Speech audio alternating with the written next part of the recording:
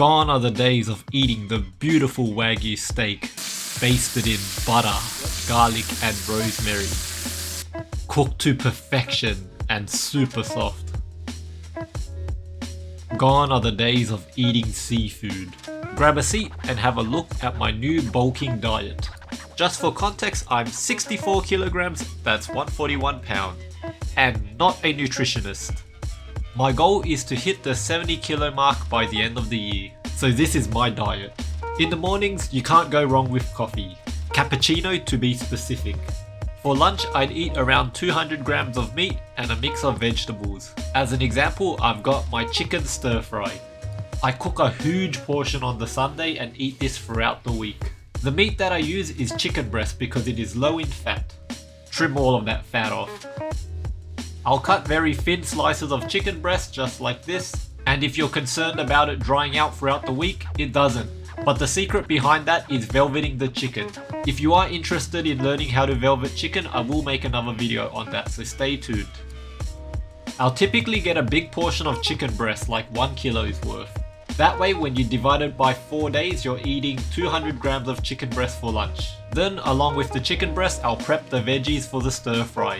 When I'm lazy, I just get canned straw mushroom and baby corn.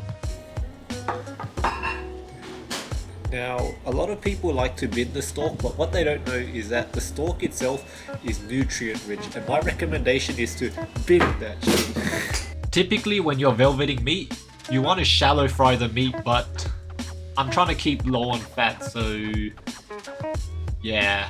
It's not the best, but the meat still remains moist throughout the week. Oh, also chuck in some eggs for extra protein. Stir fry everything with the noodles. Admittedly, this is way too much noodles, but it was my leftover, so I had to get rid of it. So that's my stir fry lunch. I like to put sriracha in the middle of the week when I start to get bored of the flavor. The chicken in itself makes up around 60 grams of protein. In addition to that, I have an egg white protein shake, which, well, I got the idea from Biney. If you don't know, egg whites have such high protein for such low calories, it's amazing. At this stage, I'll add 1 scoop of protein, or 2 if I'm anticipating my dinner will be not as protein heavy. So at a bare minimum, I'll have 110 grams of protein. Oh, and if my meeting room has some Mentos, you know damn well I'm eating that. I'm a Mentos fiend. For dinner, I usually have 300 grams of meat accompanied with some vegetables. If I make steak, I don't do the butter based, instead I just use salt.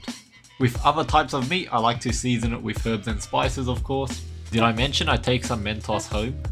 Anyhow, looking at the steak, you might ask, hey, where's the vegetables? Well, the vegetables is like our next sponsor, non-existent. Admittedly, I didn't have time to grocery shop, but mushroom's still a vegetable, right? That brings my protein count to around 180 grams, and I'm pretty sure that's excessive. After dinner, I like to have some fruit, which is typically whatever's on sale or whatever I'm craving. And if I'm lazy, I also love me some juice. I know for the most part my diet has been pretty protein heavy, but I am looking to include more carbs such as oats or wheat bix, as well as some Greek yogurt with honey. Just note that this is my daily goal, I don't always hit it and I always adjust accordingly. Sometimes life gets in the way, maybe you have a spontaneous trip to a restaurant, or have leftovers to cook like this prawn fried rice. Let the bulking begin.